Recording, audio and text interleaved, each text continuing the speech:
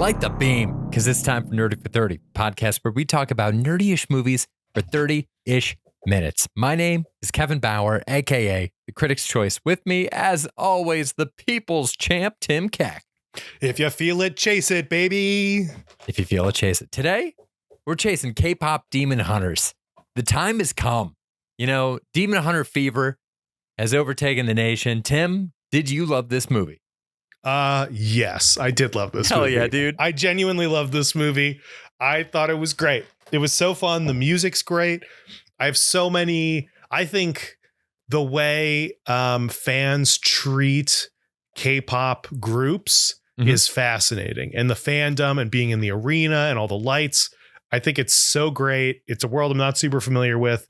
Love seeing it. Love demon hunting. Think that's great. It's action. And then there's just like a nice story about somebody learning to be true to themselves. Yeah. And that's pretty great. I think it's great.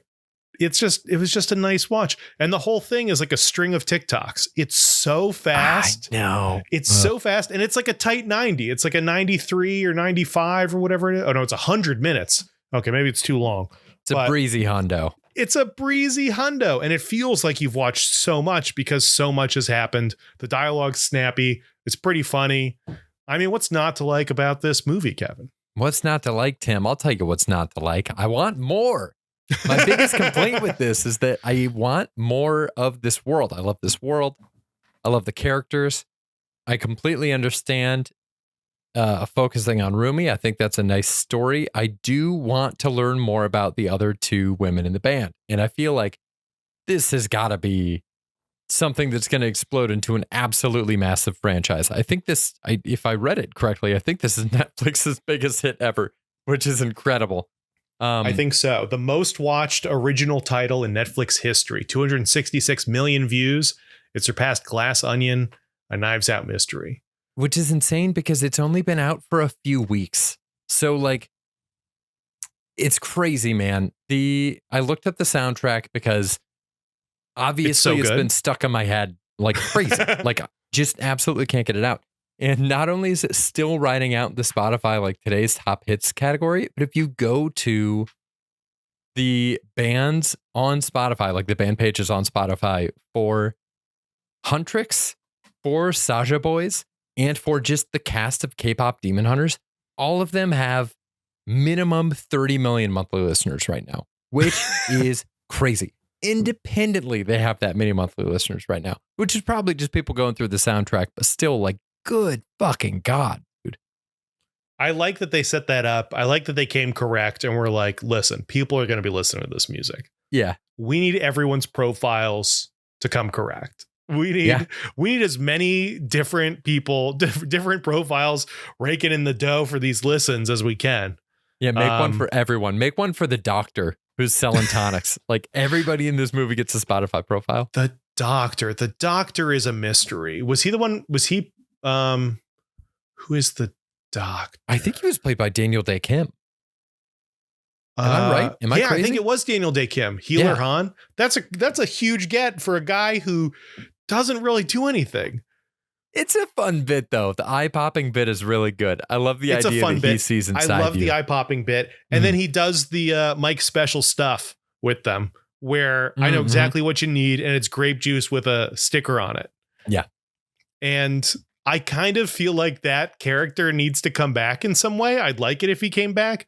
I don't know what he's going to do, but that's such a power move for just like an adult to just do willy-nilly in this world with zero consequences or follow-up. Is like they came to me for medical advice. I gave them grape juice and lied to their faces, and we're moving on. We can't stop. We're going. We got minutes to fill. Yeah, I don't know. I took it as like a commentary on basically like predatory like social media doctors, like people who are like, I got exactly what you need. Like, here's the thing. And then you get their special thing that they advertised on TikTok. And you're like, this thing's going to change my life. And then it turns out that it's just like a 10-cent sock that you could have gotten on Amazon, but sold to you with a screen printed logo on it for $35. I interpreted that the wrong way then, because for whatever reason, I saw this doctor and I was like, he's 100% legit. I trust him. I trust him. He just knows that what ails her is deeper than just the physicality of like a healer. I bet he has real medicine that would work in a normal situation where someone's losing their voice. That was my take on it, is that he has such a great insight into the situation. He knows them better than they know themselves, that he knows the real solution to her losing her voice will not come from the medical side of the charts. It's all found in here and out there, and looking around the room at all these people sitting here, your friends, your family, bring them close. Wow. Interesting. Maybe too generous a take for Daniel Day Kim's. Maybe, but it is a doctor. It is interesting that he does seem to have that ability, and yet then just gave them relabeled grape juice. You know? Yeah. That's why I feel like he is insightful and knows more than he's letting on. Wow. Maybe I need to try those socks on again. Those $35 socks I got. Maybe they were doing what they said they would. Tim, the music in this is so good. It's bananas to me that they were able to pull somebody. So I think the band is Twice, if I'm understanding it right. So it seems like it's a real band that maybe wasn't. I'm also not into K-pop before this. I'd never heard of them. So it seems like maybe they don't have the same degree of like breakout success that you get with other K-pop bands in America. But it's incredible to me that they were able to draft like real K-pop musicians into this and then have them create songs that not just could be actual like top 40 radio hits, but actually are now top 40 radio hits. Yes. Like the fact, what's blowing my mind too is like the distinctions where like Golden feels like a late era song for a musical act. Like the one that they like show you how it's done, that feels like an early song. You know, I'm thinking about like our pop icons like Lady Gaga, right? Just Dance. It's a pretty shallow song. There's some hints there that she's a pretty serious songwriter, but it's nowhere near the depth of like her later stuff. And then Golden is just a fucking eternal banger. That song will not leave my head. It sounds like something that a band would have on like their third or fourth album. And then when they need to bring in this other demon band that's just super catchy and so catchy without real substance that they're able to just win over people's hearts in a really shallow way, it's Soda Pop, which is a perfectly benign song. How did they make a song that is the perfect level of benign? It's the perfect antithesis to what they're doing, because Golden is the three artists bearing their souls and showing who they are and putting their identities out there and showing their growth and how far they've come. And then the boy demons show up and sing about Soda Pop. And it's so superficial and dumb. And Golden is like this deep, beautiful ballad, and Soda Pop is just like, you must soda pop, just like a little poppy bullshit song. And it's catchy as hell. I love Soda Pop, but it is such a dichotomy between the two. It reminded me, I have listened to a little bit of K-pop, very little bit, and this does seem to really be like in the K-pop genre, all this music. It kind of reminds me of that. What's that big music festival? Will Ferrell made like a movie about trying to get a song entered in it, but like ABBA performed there and stuff. Eurovision. Yeah. It's this music felt Eurovision-y to me, where it's like big. It feels like it's like a show or like a celebration. Like Golden feels like it's a big like anthem type thing. Maybe a little bit corny. Sure. But in a way that's like a Carly Rae Jepsen way, where like you're here for it. Yeah. Yeah. Oh, the Jeps is a great she's a great comp here.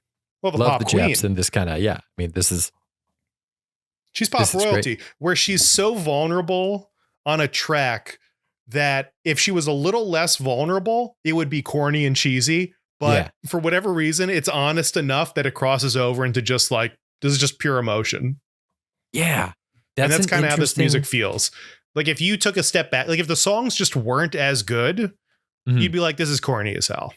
Yeah. But they're bangers. They're all bangers. They're so good. Even the song at the end with like the lies or whatever. This is how I sound. This is what it sounds like. Yeah. This is what it sounds. And they're doing this fight scene, and it is like choreographed really well. And they're all fighting these demons, and they sing, and that powers them up, and they're able to achieve new things. And they're all fighting towards each other. And it builds like an anime style like epic showdown in this. Mhm. That is incredible, and it works with the music. It's just so good. This movie's so good. Also, very glad it's a movie. Oh yeah, So not a glad it's a movie. series. Yes, I thought it was going to be a series, and Same. I was like, so this is trash. It's Basically, when I thought it was a series, and then I saw it was a movie, and I was like, oh, okay, this could be could be something to take seriously. Yeah, I mean, I think it was a great call. It does feel like that is something that I noticed, is that it does kind of feel like a proof of concept in a lot of ways, where I'm wondering if they might not have. I would be fascinated to know what the behind the scenes look like on this, because K-pop is so massive that it feels like a no-brainer that doing something set in that world would be a huge hit, because I haven't really seen anything else like that. Like, I'm sure there's like K-dramas that do that too, but like, they did that reality show. I actually have had this on my queue for a while, but they did that reality show, I think on Netflix, where they were just, it was like the Geffen group and one of the big K-pop studios were actively trying to like manufacture a K-pop band. And now I think that band exists and is called Cat's Eye, and they just did like a Gap ad that got 40 million views in like 15 minutes or something. Like, is they're that like that? a real, it worked.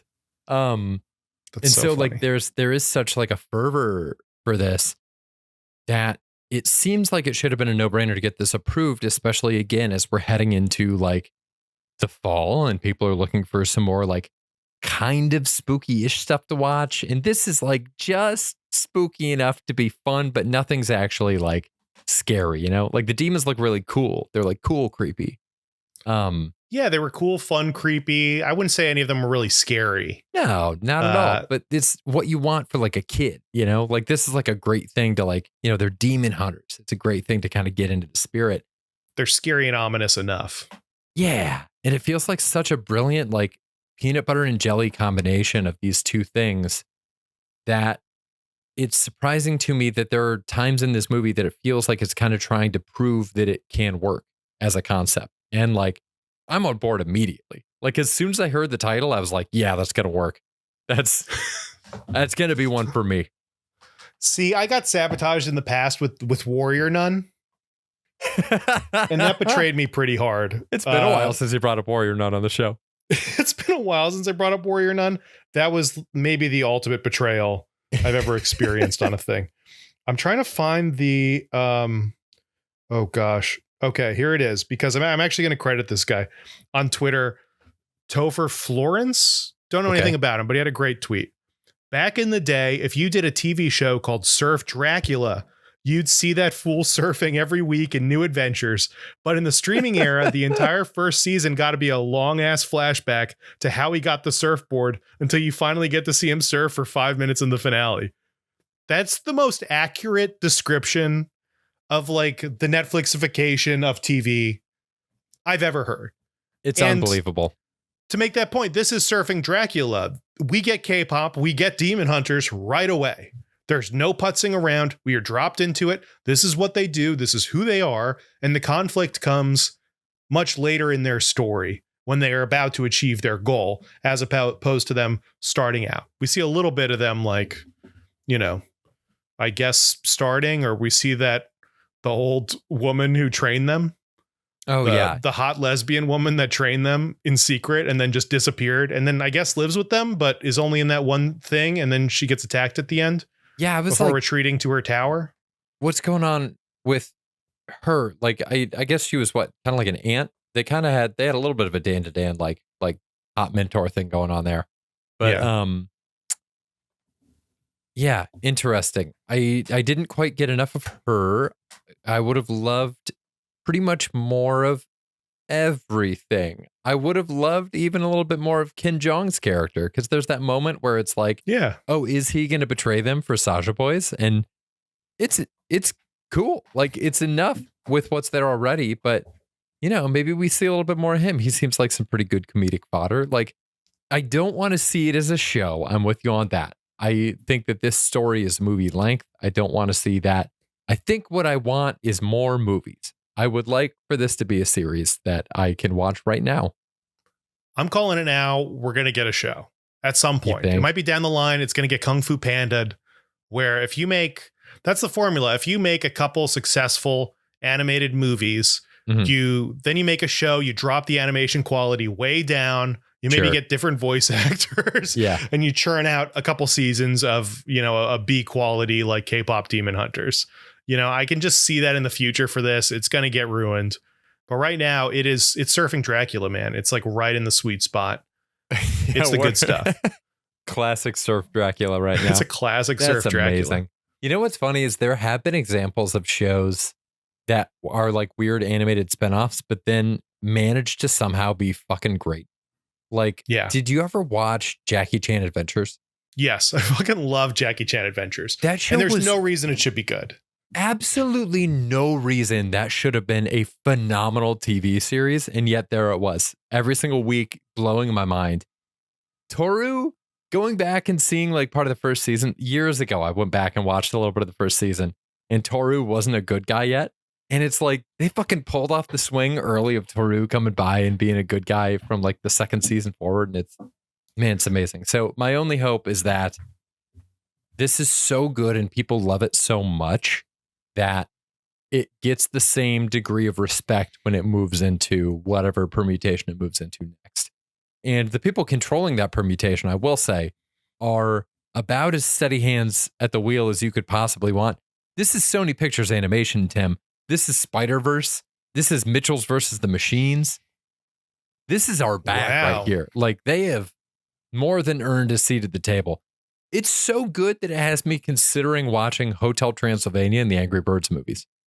I feel like Hotel Transylvania, there's a chance that's good. Angry Birds, I have no idea. Sandler in there, it might be, and like Anna Faris too, right? Yeah, I think so. I don't know. That might be good. I bet it's good. The big distinction between their animation side and then their live action side. Pretty huge gap there. Oh, sure. You mean just Sony Picture Classics or just Sony in general? Like their mishandling of like all the Marvel IP is fascinating. And yet Spider-Verse, they knock it out of the park. I kind of associate most of that with Phil Lord and Christopher Miller, though. And like they were also the driving force behind Mitchell's vs. the Machines. And I mean, they did like the Lego movie, like their thing that they set out to do when they came to Hollywood was they wanted to take projects that didn't seem like they would be able to work to find a way to make them work. So like the Lego movie is like a perfect thesis example of that, where it's like, how was this great? So yeah, I wonder if it makes me think that probably K-pop Demon Hunters has a similar like clear vision driving force behind it. I'm pulling up the creators. It was directed by Maggie Kang and Chris Applehans, based on a story conceived by Kang. So I think Maggie Kang is our girl here. I think she probably is the girl. Yeah, she's our lady going forward. It's up to you. I can't believe we're already talking about sequels, though. It's I don't know where the story goes. They saved the world. They're gonna have to come up with another conflict. They did the whole thing their entire legacy is leading towards. They accomplished their goals, but they're a famous K-pop group. They made their own Hanmoon, which means maybe that comes with its own trials and tribulations. It's like a new timeline, Marvel. I was my one maybe beef from this is that there's the quote unquote good demon in the Soulja Boys who is 400 years old, and they're really teasing a romantic relationship. Yeah, between him and the 14-year-old girl who's the lead singer of this band. How old are these people? Do we have any idea? Let's see here. I think they're not like drinking alcohol in this at all. I think that's probably a little young. It seems like they live on their own. If I was her dad, be like, you know what? Maybe a little too old. Maybe a little too old. You're my baby. I'm going to support whatever decision you make. But just know that guy could be my great, great, great, great, great, great, great grandfather. That's who you're dating potentially. So keep that in mind. Picture there was that enough when you're holding hands. Enough lack of clarity about like that demon's lineage and Rumi's lineage that Lauren thought that he was going to turn out to be Rumi's dad. And I was like, there is no way that they're playing the will they won't they this hard if this guy's going to turn out to be your dad. There's that would be demented. It'd be Star Wars caliber incestual teasing. Oh, I think worse. We don't need to draw a line there. We don't need to decide what's worse. We'll put it all in the same bag and throw it over the ship. We're not going near it. Sometimes you don't need to draw lines. Sometimes there's no lines. I'm trying to figure out a way to Google how old is Rumi without ending up on a watch list. Yeah, good luck with that. But I do think there is something to, they do have a weird ageless quality that I think makes it very receptive. I've heard a lot of adults talking about this. Oh, sure. Like in terms of like liking the movie? Yeah, in terms of liking the movie, if you're a kid watching this, that could be you. If you're an adult watching this, I feel like you could also just be these K-pop stars. You know, It's probably younger, but yeah, I just think there's something to that. I also feel like there's something to, I'm curious about like the language in this, because I watched it in English, and then K-pop does use a good amount of English, especially compared to America, where it's like, oh, the songs are just in English. Mm-hmm. But I've listened to some K-pop and they just throw in American English words. You know, they'll throw in soda pop, chocolate. I don't know what it is, but they just always, the hook almost always has like an English word in it. If it's a K-pop song that like makes it over here. And then I love it that I'm listening to this like K-pop music in English, but then they are using Korean during it. And I think that's cool. And I think in animation, if there isn't, there should be a Korean version of this song where all of the lips sync up and it's all in Korean. Yeah, you know? Like what they did for the Tollywood movies with like but even those your lips like the same actors. You know, if it's an animation, I feel like there's almost no excuse for it not to be synced up for at least, you know, the main languages that you're incorporating into this thing. It's substantially harder. Again, just from watching Lauren do this and learn this, it's the amount of work that goes into just the mouths in animation is fucking crazy. It would be substantially harder than like the RRR equivalent of like having the same actors do the same lines in Telugu and that kind of stuff. So, I mean, there's, I don't want to bring AI into this, but like, I know there's like AI lip sync tools, but like, that's not necessarily a thing, not necessarily a can that we want to open up. But I am with you where it's like, I want it to be, when I hear that stuff happen, it makes me feel guilty because I feel like they are going out on more of a limb to reach out to American audiences than we ever do in return for anyone. Yes. And like when we were over in Japan, so much random stuff is in English. And it seems like everybody over there was at minimum bilingual and knew English, like pretty fucking fluently. And then like a lot of people also know Korean and that kind of stuff too. So like,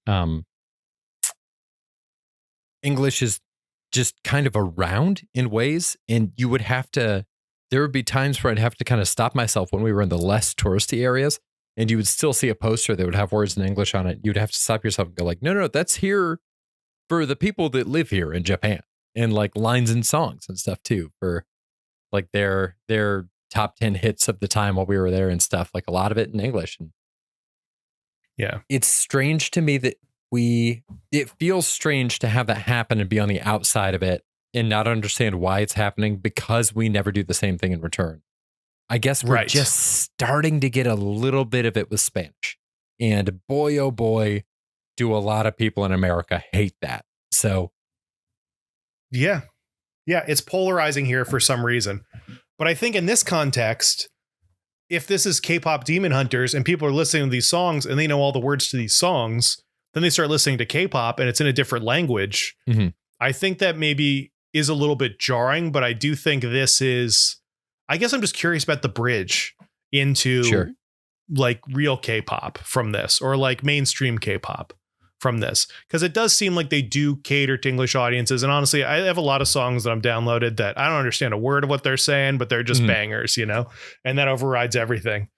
But I am really curious to see if this, I don't know. I guess it feels like this is meant to suck more American audiences into K-pop. Mm-hmm. And I'm curious to see if that happens. I think it's great. I think the fandom over there is fascinating too.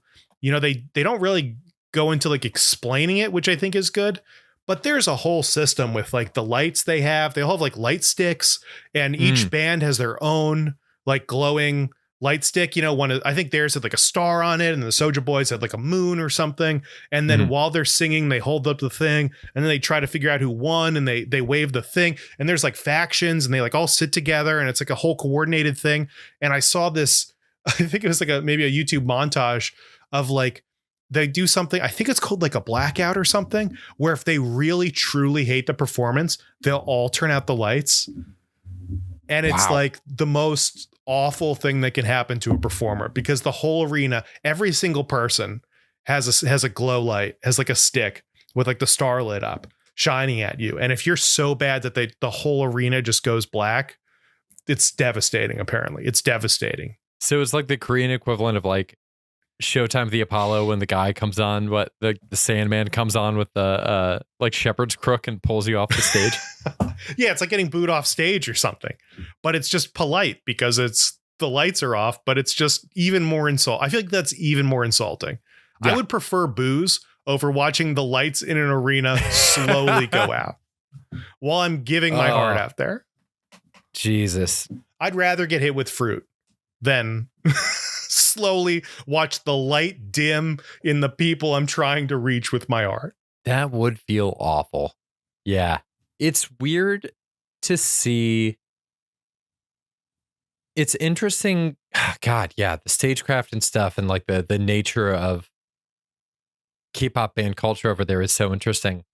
And they're like such smash hits. And I'd be interested to see more of the trajectory of like how bands rise outside of, you know, the Demon example here, like what a real world example looks like. There's a My Hero Academia spinoff where one of the characters is trying to become a J-pop idol. And so she's kind of doing her own, like, you know, performances. She'll just kind of like basically busk in like an area, but do like a pop star performance. There's an anime that's really, really good as we head into spooky season called Odd Taxi, where a couple of the characters in that also are like a J-pop band that's kind of trying to break in. And so you see a little bit of the business side there. But I want to see what it looks like in the K-pop world. Maybe that'd be really interesting, is to see like, I don't know, like another band. What if this is probably like third movie territory, not second movie territory, but what if they needed to pick another up and coming K-pop group to be the new people looking after this? That's the third movie, right? Where Poe finds the other pandas. Like, I still have never seen Kung Fu Panda. I got to do it. Dude, you talked me into it. Crazy. I love Kung Fu Panda. They're definitely gonna have to find replacements at some point, right? Because the mantle is passed down, and that's like gonna be the last movie, or the second, or then they just make another series and then they stick with the old people who are just still around mentoring them, and then it's a bad TV show. I don't know, but there is something really fascinating about the K-pop bands, the way they exist, the mythology behind it. Mm-hmm. It seems like they are specifically a unit, and there's a different level of drama over there, right? Where Americans are just a little more brash and brazen and like upfront about stuff. But if you watch like Asian reality TV shows, it seems like there's a lot more of like, oh, they held hands during a thing, and that was like really edgy. Just like, sure, it's just way more I don't want to say subdued, but it's way more proper than American reality TV, or at least a lot of these kinds of shows are. There's a lot more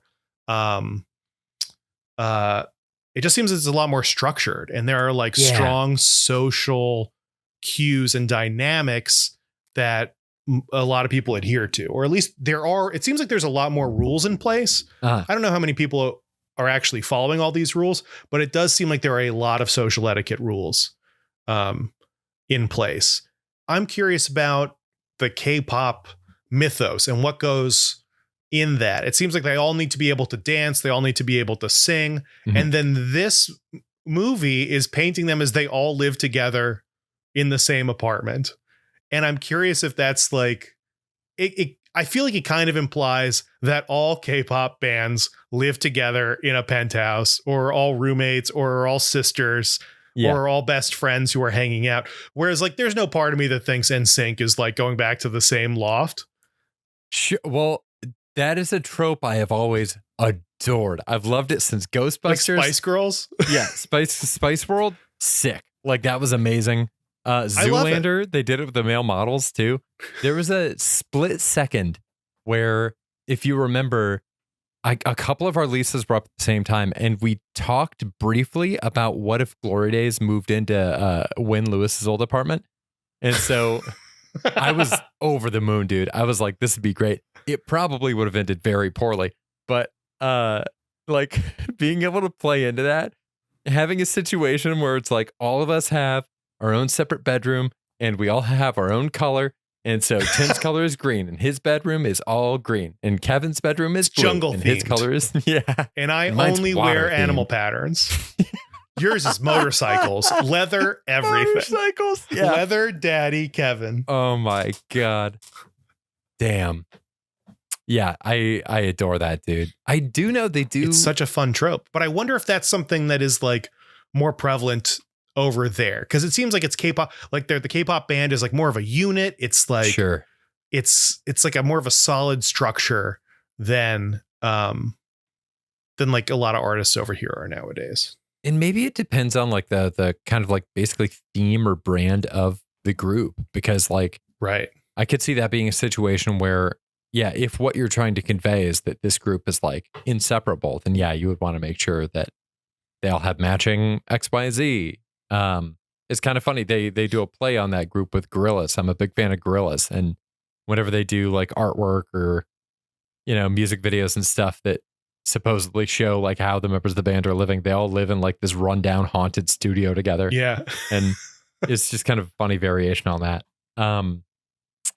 I have seen stuff where I think there have been scandals in the past where a pop idol is found to be in a relationship. I do think it's one of those things where like people have to keep up the appearances that they're single for the purposes of letting fans imagine themselves being with that idol in kind of a Notting Hill situation. Like, I think it's like that plausible deniability. And I want to say that the person was like pretty much canceled for it turning out that they had a partner this whole time. And I mean, their fans revolted and turned on them. And I think the difference is that I think ignoring your partner is like part of the job here.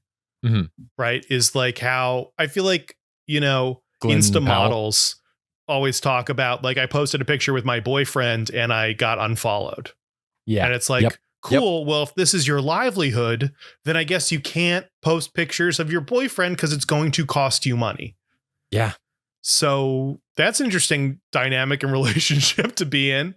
But it's the but same shit, man. It's just I these think it's the guys same who are like stuff. liking butt photos on Instagram, and they're like, "Oh, there's a guy involved now. Now I can't as easily picture myself." You know, Right. It's getting- a fantasy. Yeah. I want to be near that butt. I want to be the one moving up on that thing. And now there's another guy here. Why is she wearing a ring in this picture? I'm trying to look at that butt. She's got that it's ring like is she really got taking my proposed to. attention away. She's got a big old rock and it's just over her ass. She's like Oh my bending over, God. spreading the cheeks, and there's the diamond like right in between. That's the Just announcement. a big post? old rock. And you're like, Yeah. what am I supposed to do with this? Wow. I didn't put that ring on her. Damn. This It's like ruins part of the everything. fantasy. But I wonder how much of it is professional wrestling, where it's like part of the K-pop fantasy is picturing them as best friends. Sure. They're all like sisters. Oh, these guys, they're like brothers. They're all different. Each one has a different dynamic. That's very like cliched pop group thing, where it's like, this is the guy with the long hair. This is the guy with the hair that's so long you can't see his eyes. This is the moody one. This is whatever. Then they had one just called Abs. Yeah, in this, that was great. which is great. And yeah, this is just a great movie, man. Awesome movie. What'd you think of our bandmates, our leading ladies in this? I thought they were very fun and fantastic. And I would like to know more of what's going on with the others. Yeah, super fun. Loved them both. The clip at the end in the credits where you see the woman who voiced the I gotta pull up her name. We didn't get enough. I don't know their names offhand. I want to learn more. She did the rapping, and there was video footage of the voice actor, the singer doing the rapping, and it was fucking impressive. It was really fun. It's cool. I from what I heard, Zoe? they had somebody demoing the music, and then the person who was doing the demos just ended up singing the songs. Oh, sick. Yeah, is that and that's EJ? always cool. EJAE? Oh man, I don't know. Oh man, I can't believe we didn't talk about the fucking cat. We're about to run out of time. We didn't talk about the cat at all. Who is the cat? What is the cat? Is the cat still alive? I guess it is. I freaking love that cat. But is it a demon? I guess it's a demon. The bit with the baskets killed me. The basket Absolutely bit is killed so good. Phenomenal. It's so funny. When the trash can tips over in the bedroom and you just see that head so slowly, the speed, the timing on that was perfect. Absolutely no notes. Dude, the comedic timing in this is spot on. And I love the bit where he's like, why does the bird have a hat? And he's like, I made it for the cat, but the bird keeps taking it. I'm like, great. It's just a throwaway line in the middle of like a deep convo. I'm like, I love it. Dude, the comedy in this is so good. It's really the voice good. acting's great. They just got a lot of it down, man. Even all the corny like emoji faces they're doing. Mm-hmm. Some of them are so funny. Even really just the intro where they're fighting on the plane and they're all making the same like ramen face. I'm just like, for whatever, I'm just all in on it. I just like, this is great. They all have to have their pre-show ramen and they're boiling hot water and fighting people. And it's just like, it's just so nice. It's so fun. Those things, if it's done well, if it's done genuinely, then it reads and it's fun. And all those faces look like when you see artists who are animators on these different projects posting their own like sketch drawings and like storyboard panels on Instagram and stuff. And it looks like it was lifted straight out of there. They managed to like, it's always hard to translate things into a different medium and like in animation from still drawings. And I mean, they just absolutely crushed it. So good. I do also think, last thing, that it's nice that the message is like inspiring and it's like about believing in yourself, and you might have parts of you that you don't like, but you are kind of contain multitudes. And you need to own that and be proud of who you are. I think that's nice. And I don't think all, especially like kid targeted things, need that. But I think it makes a huge difference, honestly. Just overall, if there is some sort of a message, some sort of a theme about people coming together or being true to themselves, if there's like a nice lesson a kid watching can take away from this, I think that just elevates the thing. Not essential, but I always think it's great. I was raised Catholic, so I disagree. Listener, what do you think? Send us an email, nerdy430@gmail.com. We'll be back here again next week with a good old-fashioned Heaven and Heck. We'll see you there. Until then, thank you for listening. Stay nerdy, everybody. Bye. Bye. Bye. K-pop forever. Dude, I love this thing. It was great. Oh, it's so fucking good, dude.